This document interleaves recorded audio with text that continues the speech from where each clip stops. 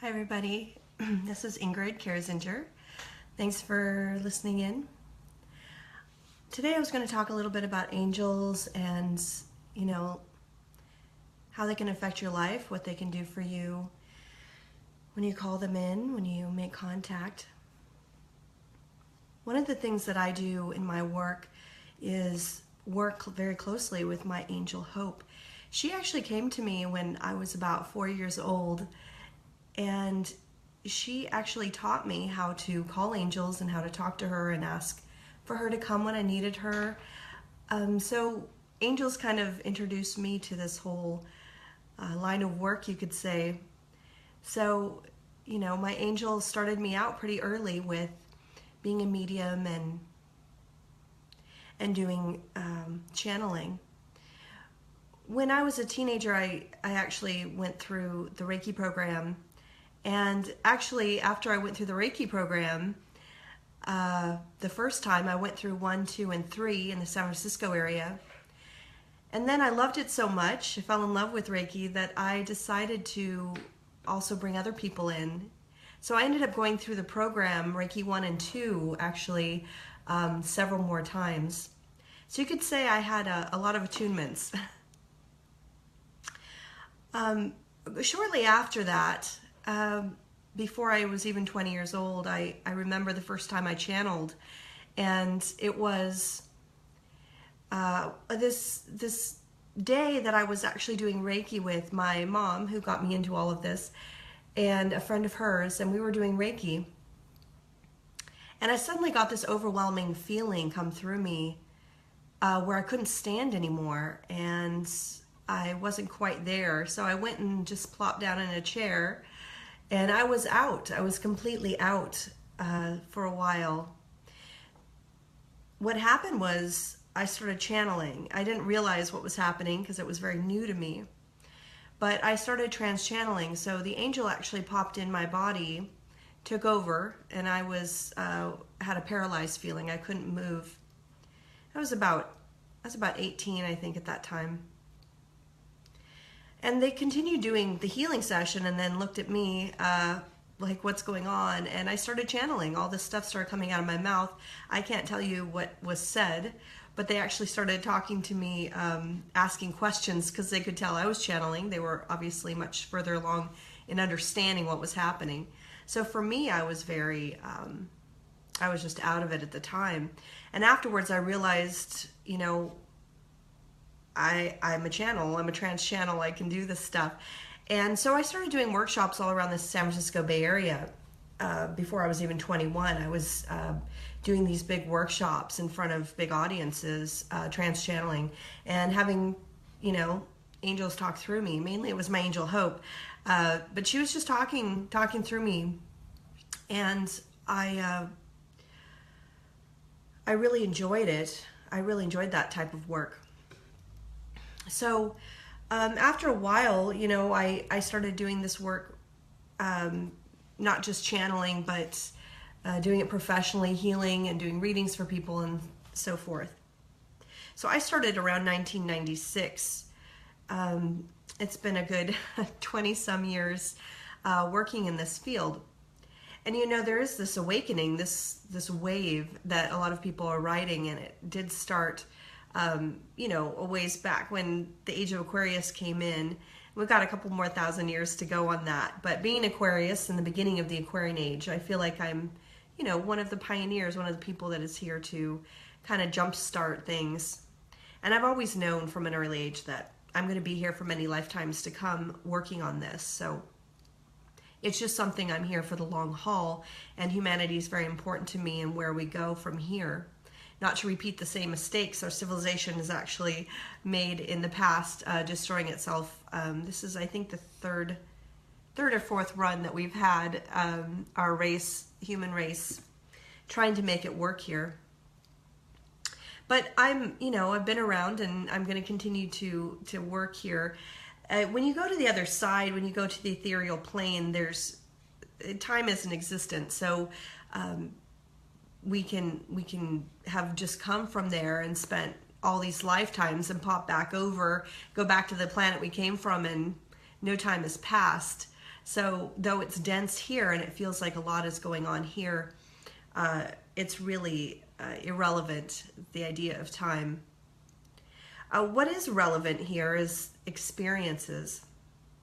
And like I said, my angel Hope, she does most of my teaching for me. She talks through me. I don't normally talk about that. I don't normally tell my students what's happening or announce it. Number one is I don't know that everybody's comfortable with the idea of somebody's trance channeling, the idea that some other being is in the room talking to them. But the fact is, everyone feels the energy. They feel it. They know something's happening when they come to my classes, and it makes them feel that beauty, that joy from the angelic realm. And it's because the angel's channeling through me. My husband sometimes joins in through the years, and he can always tell when Hope has jumped in, because being married to me, of course, he knows what I'm like, but he can tell when she starts speaking, my voice is different. The way that I talk and act is different. I usually don't stutter or have a problem saying something, where if I'm just hanging out talking to somebody, I talk in a very different way. But you wouldn't necessarily know that if you come to my classes, that it's all an angel channeling. She teaches so much, and I learn, of course, every time, and I am happy to allow her to use my body, to use my classroom as a forum for her to create this wonderful space for healing and to allow others to really get a lot of information from the angelic realm. So Hope is just always giving that beautiful energy to those who come, not just to my classes, but anytime I'm placed somewhere, anytime that I end up somewhere, people come to me in grocery store lines, things like that, and they start talking to me. Usually end up telling me their whole life story. Sometimes I'm with my husband or kids and they look at me like, why is this person telling you all of this stuff? And I'm used to it. It's happened my whole life, and it's because I have the angel with me all the time. And angels are kind of like Santa Claus. You know, you see Santa Claus, you run up, jump on his lap, start telling him, this is what I want for Christmas. And that's kind of what people do when they see me with my angel. They feel that. They feel that if they come to me, that I may be able to heal their wounds, that I may be able to see into them and understand what needs to be done, and send them off with better energy. And I absolutely can do that, and I do it all the time. Not always consciously. I don't always know. I'm not always tuned in. I mean, I can't be tuned in 24 hours a day. But when I do step back and recognize somebody has been sent to me because they need something in particular that I appreciate and feel joy that I'm able to help. Now, empaths in general are like that. Most empaths are here to channel. We tend to allow that space for others to come in, the angels to come in and work through us. So you might find that you have similar situations where people tell you their whole life story. If you're an empath, that you go through that. And it's just part of being a channel. The difference between me and a lot of empaths that I meet are just the idea of understanding yourself. I understood myself from an early age. I was able to know what I was meant to do, my life purpose, and that is what I do actually now, is mainly teach empaths. It's empaths that usually come to my class, but my goal and mission in life is to help the slightly awakened to continue to awaken, those who are sensitive, the empaths, the intuitives, the healers, to have a safe haven and validation for their gifts, to understand that there's a place for them. In fact, that is what the New Age is all about, that empaths, healers, intuitives, those who are light workers and work for the greater good, we are the leaders, we're the teachers, we are the ones that are leading the way. And though there has been a millennia of darkness and, you know, witch hunts and not understanding those powers, not understanding what those things are, we're no longer in that place. So those of us who are still stuck in that fear of our own power, we need to let that go and kind of awaken to the fact that this is a new time. So I've met a lot of empaths who have come for healing that want to let those things go, or want to understand better that it is time for them to move forward, to be part of the new age. And just having that support, coming to these groups like my Houston Psychic Circle, I have a Sugarland Metaphysics group and a healing group, and just any kind of group like that, and there's a lot of them around Houston, to be around kindred, to be around those who are here to help support and validate who you are. That is so important right now. It is so important to have those that are like you to look at you and see you and say, yes, this is real. Who you are is perfect, and you are here for a purpose. And when you start gaining that confidence, you start doing, like I teach, reading exchanges. When you start doing that, the thing that you've already had, the ability to read people, to tune in, to channel, to heal, those things you already know how to do, but you might not realize it, or you might not realize the scope of it. And when you start doing it with other people, especially other light workers, in a group situation, you're creating that group energy that strengthens and heightens that energy, so that you can actually start working toward growing your gifts and being better at it. And most importantly, to build confidence that you are in fact that healer and that intuitive, and that you are meant to do that here. And that is the greatest gift I think anybody can have is validation for their life purpose, to understand what they have been feeling all along is actually the truth, and that they should just step into that light, own it, start doing it. I've known a lot of people who have left their jobs, prominent jobs, engineering jobs, executive jobs, to do this work because something validated them, something sparked in them and said, you know what, this is what I'm meant to do. And I've been working for that dollar that for a very long time was said to be the end all. But realizing now that it is a different life. It's a different way of being. We can all exist in a very happy way doing what we're meant to do. So it's just a different time. So back to angels, they're really here to help us. They are here to assist us. We all have a team of angels with us. Angels are from another realm, meaning that they're not human. They're not necessarily anything like us, but they do show up in a form that is pleasing to us so that we can connect better with them. They tend to look a certain way or feel a certain way so that we feel comfortable, but they are really made up of color, energy, and some people actually see them as color, different colors appearing when they do a meditation, and that's because that's the way they look, or that they're happy to appear that way. When you start asking your angels to help you, to be more part of your life, you will see some amazing things. I know there's been a lot of books about, miracles and angelic messages and things happening. It's really amazing, actually, when you start to open up to them and listen to them. There's two things you can do. Number one, you can write. If you're alone and you don't have anybody to practice with or learn from, which, I'm here and there's lots of other teachers, but if you are doing this on your own, sit down and write. Either use a computer or use your notepad.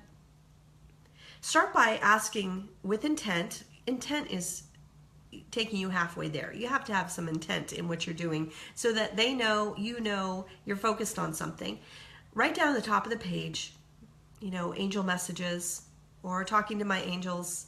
Just make sure and they know what you're doing. And then go ahead and ask some questions. So start out by writing a question like, what is my life purpose? And then just keep writing. Just keep writing. Put down everything that comes through. You know what's going to happen? The angels are going to see that you are listening to them.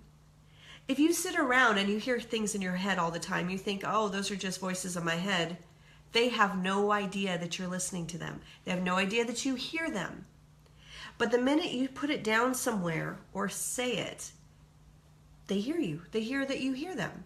So guess what's going to happen? They're going to start giving you more messages. So the more you do this, the more you practice, the more you write, the more you do it with other people, maybe in an exchange of trying to read for them, you're going to build and build and build that ability, and you're going to basically create a relationship with your guardian angel or the angels that you work with until you have a very strong connection. And you can ask them. You can ask them to take your burdens. You can ask them to take your suffering and pain. You can ask them to help you in your life. You can ask them to direct you, tell you what you need to do next in order to best serve your purpose. And I say all of this from experience. It's not a theory. It's something that not only have I done my whole life, and they have never steered me wrong.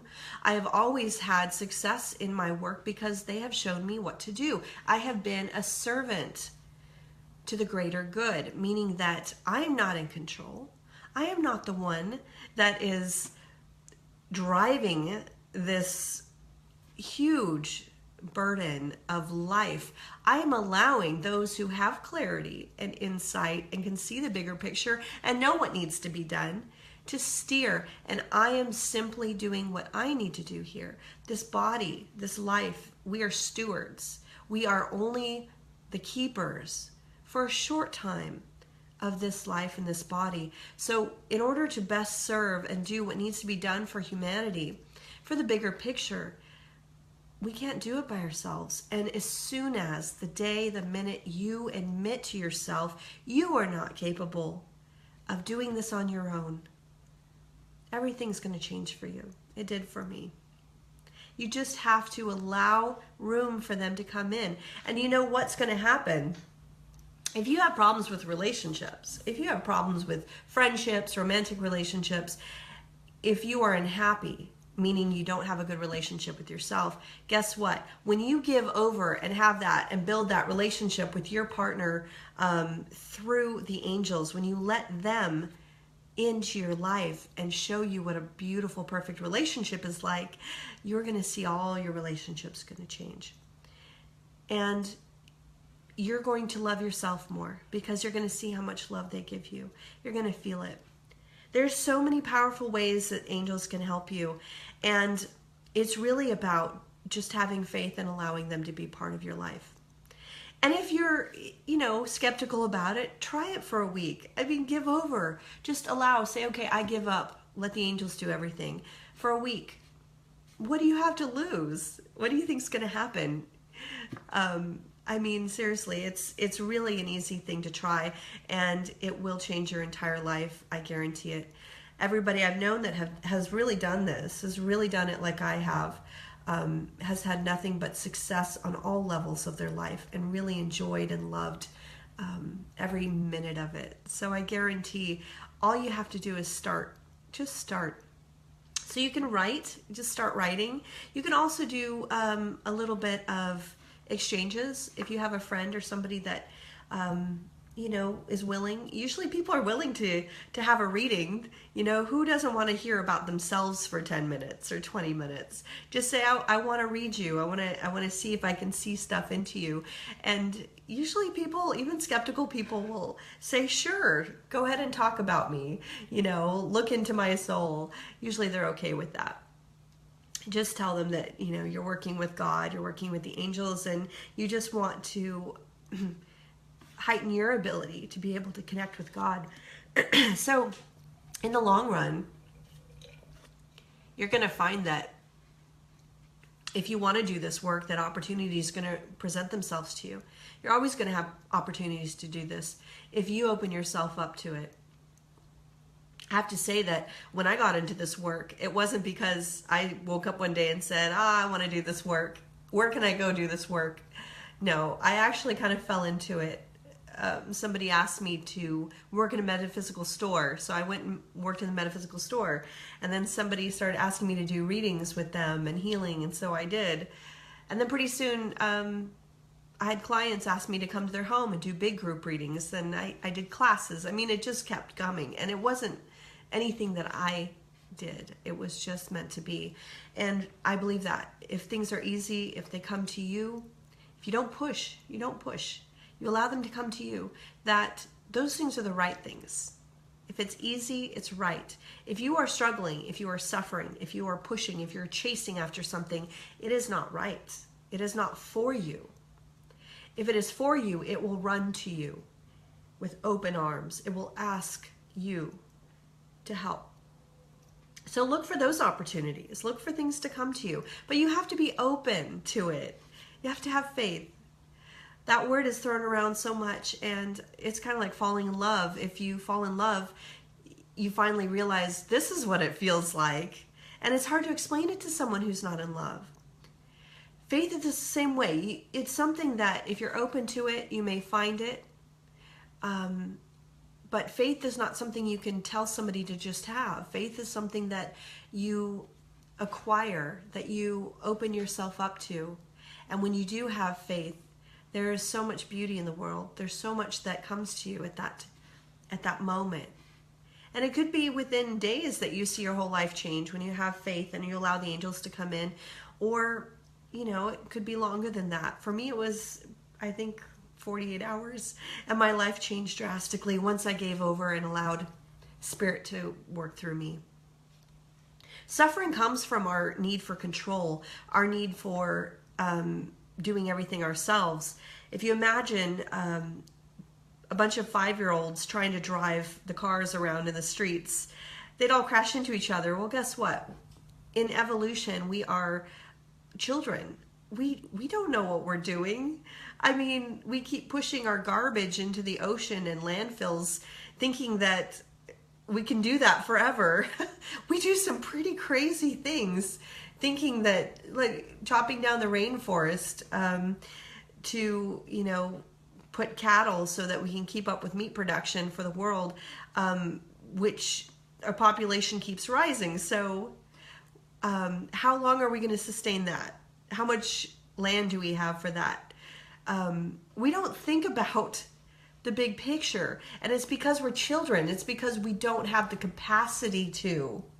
Our brains don't have the capacity to think of the most beautiful possible way to create something, a utopia, or even a healthy relationship. So keep that in mind. Why do you think you should be in control of your life? Why do you think you are the best person to run your life? Why do you think that you are unhappy right now in your life? Because all of the choices that your brain, that you have done, made, you can't expect happiness to come from the very source that has brought you unhappiness. It's like a hamster running in a wheel. So what you need to do is give over. Give over to God, give over to the angels, give over to Spirit and say, yes, I am not capable of this. I am not the one that should be doing this. I should not be in charge. What I need is a guide, a mentor.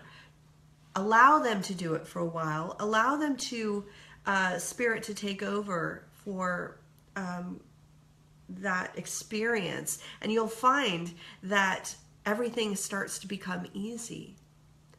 And they take your suffering from you so that you can feel love and happiness. So if you are open to that love, you're open to allowing to be of service, you will find that your life changes drastically. So as far as angels go, try writing, do some writing exercises, ask them questions, and just keep writing until it all comes out. And it all comes out on your paper, and you can see when you're writing what they're saying to you. And the more you do it, the more writing you do, the more asking questions you do of your angels, the more information you're going to get from them, and you're going to build that relationship. So they know you're listening, and so they're going to start talking to you more. They're going to start writing to you more and letting you know the answers to those questions. So it's just a process, and it can be a lot of fun if you let it be. Otherwise, try to practice with other people. And when you're in meditation, you can also do that too. In meditation, you can ask for the angels to connect with you and talk to you. Otherwise, come to one of my classes if you're in Houston area. I also have a lot of great meditations and exercises online on my YouTube channel. If you're not in the Houston area, just look up Ingrid Karazinger on YouTube. Otherwise, go on meetup.com and you'll find Houston Psychic Circle, and all my classes are on there, and groups. I have a weekly group for Reiki. So I really hope that you'll try these things. Again, my mission is really more about helping humanity go in the direction it's meant to go. So every person that I can help move in the spiritual direction, I've made a better future for myself. So yes, it's selfish. It's greedy. I want everybody to be happy. I want love. I want there to be awakened souls in this world. So of course that is my main goal. And I have a lot of free materials and a lot of donation-based classes so that I can help that be a reality for those who struggle. And I hope that this helps a little bit today. Listen to it in its entirety if you like. And I thank you all for tuning in. So have a wonderful rest of your week. And namaste. Bye, everybody.